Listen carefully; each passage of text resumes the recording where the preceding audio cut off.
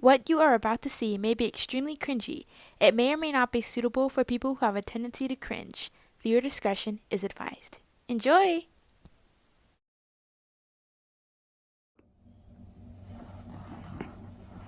Hey y'all, and welcome back to the first and only episode of I Hope I Get an A on This Project, Mrs. Newman.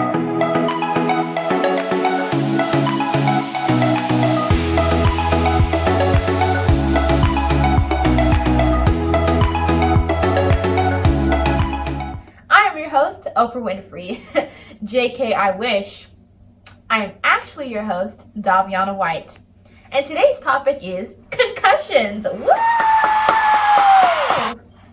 Now, for those of you tuning into the show, please call 123-456-ZEBRA and ask me any question you have regarding concussions. Oh, that was quick. Aloha, caller number one. What is your question? See what I did there? Hi. Your show sucks, but I just have a quick question on concussions. What is a concussion and who is more at risk for what? A concussion is a brain injury caused by a blow to the head or violent shaking of the head or body. And adolescents are more at risk because their brains are still developing. Oh, thanks. I just want to... And we'll be back after this commercial. Are you bored? Have you been surfing the channels trying to find a good show to watch, but there's nothing that interests you? Well, say no more. Have I got the perfect show for you? It's called Concussions and the Main Causes of Them. This show is filled with action such as car accidents. Car accidents.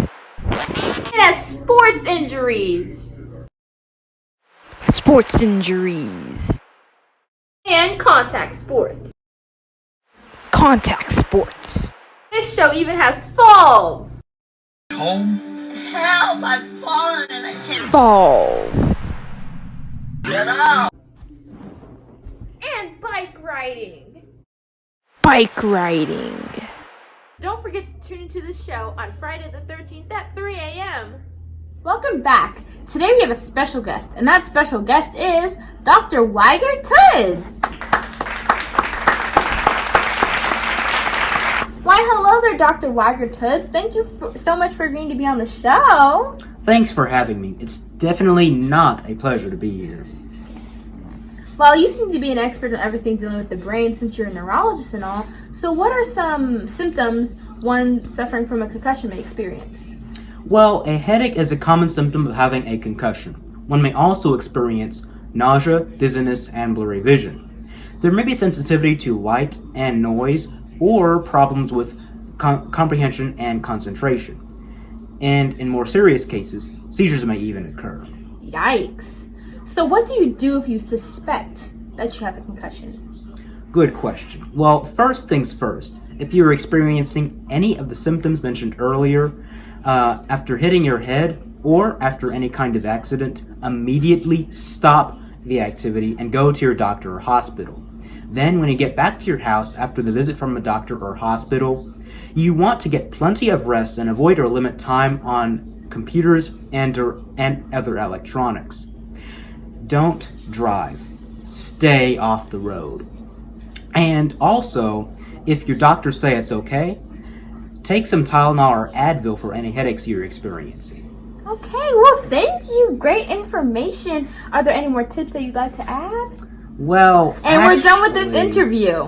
Now, with the last few minutes of our time together, I'd like to read you a list that I compiled from Wikipedia. Just kidding, Mrs. Newman. I got this list from www.my.clevelandclinic.org about how to prevent concussions from ever happening. 1. Always wear a seatbelt. 2. Wear the proper gear in whatever sport you play. 3. Wear a helmet that fits properly whenever you ride a bike. 4. Prevent stair falls by putting up handrails. And 5. Just don't fall. Well, that's all, folks. Thank you so much for tuning into this episode of I Hope I Get an A on This Project, Mrs. Newman. We won't see you next time because the show got canceled. Hasta la vista!